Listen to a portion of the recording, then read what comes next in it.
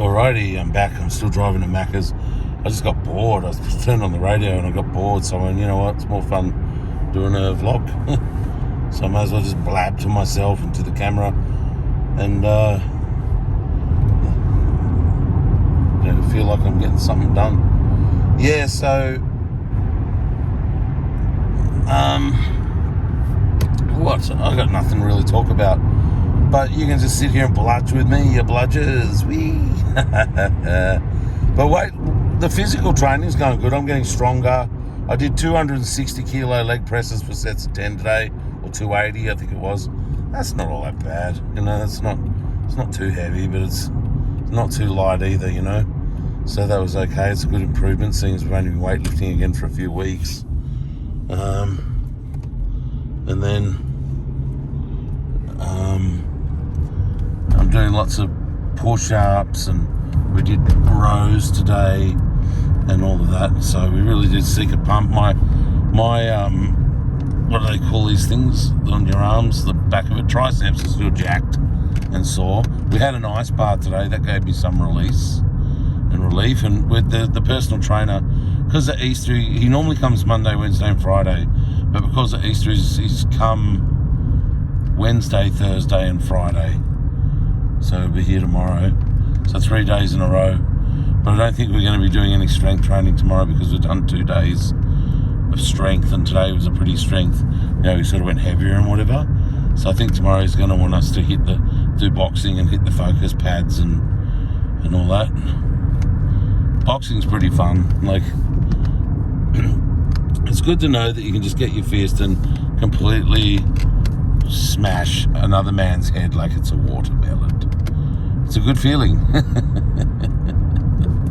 Makes you feel confident and calm. Yeah. I've knocked out plenty of dudes. It's like when you knock a dude out, it's funny though, it's not about strength, it's sort of about timing.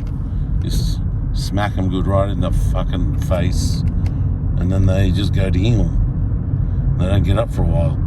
But you can't actually do it anymore in today's culture though, because a man attacks you, you knock him out, and then you get charged with a coward punch or whatever, when all you did was defend yourself, you know.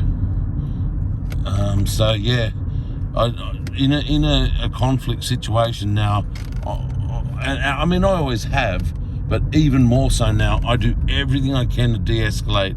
In fact, the first rule of de-escalation is avoidance, so I try and avoid people a lot to start with, because there's so many troublemakers out there now, and you just don't want it to escalate because you know that it's not going to end well for you even if you win the fight. So basically you get either beat up or you win the fight, and then in court you get called a coward, and then you have to pay the other guy out. So it's like there's just no winning with it now. And maybe never was. Like, like anytime I've knocked someone out, which I've always done lots and lots of de-escalation strategies first before it's got to that, I've always ended up seriously depressed afterwards. I don't like to knock people out. I don't like it. But, you know, sometimes you're forced, your hand is forced, you're actually literally in a corner. Or like one dude I knocked out, he was standing on top of stairs and he was high on ice, and he wanted to kick me down backwards on the stairs, and I had bags of groceries in both hands, and I just had to drop the groceries. It was sort of just a random, unprovoked thing, and I just dropped the groceries and had to lunge forward, and then I just knocked him out, and that was a good thing for me. Now, I didn't get charged with that one because there was no witnesses around, but the police, see, even if I talk about this, now everybody's listening, most of them go, oh, violent criminal, violent thug. That's the mindset today. But what are you supposed to do when you're cornered and some guy's wanting to kick you backwards down a flight of stairs? He's surprised attacked you. He's drunk and high, and you know what I mean? But anyway, that's how people think today. So everybody would say that I'm a bully, a thug, a cheap shot merchant, anything other than I just did what I didn't want to do to stay alive that day, and got very upset about it later.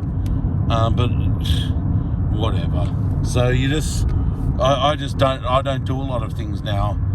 I definitely don't go anywhere where people are drinking, because you know you're going to deal with people who might want to escalate something, and it just equals trouble for me, one way or the other in this modern world. Nobody's interested in the truth. Nobody's interested in provocation, self-defense, any of these things. The second you win a fight, you're a coward, and you've done a coward punch in everyone's mind, and you deserve to do either jail time or pay out the other person with money or whatever. And it's really annoying if you're because I'm actually a pacifist, and violence for me is the last resort. But when I've used violence as the last resort at times, I've been successful with it. Because it too is a de-escalation strategy, actually. This is the point, is when you've got a car, you've got a accelerator, you've got a steering wheel, and you've got a brake, and you've got a handbrake in that as well. So you don't always brake and swerve to get away from things. Sometimes to survive, you need to plant that foot and accelerate through and get out of there. Well, that's sort of like with violence. You accelerate and you have to do it when you don't want to, you know?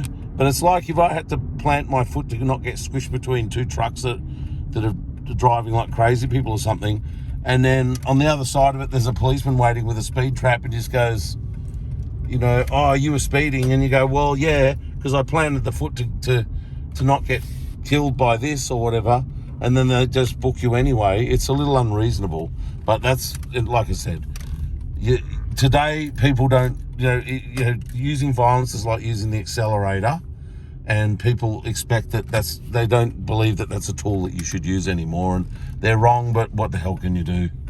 All right, now you see this fool's dressed in black, got a black dog, walk in the dark. I didn't even see him. All right, I'm at the drive-thru. Ta-ta.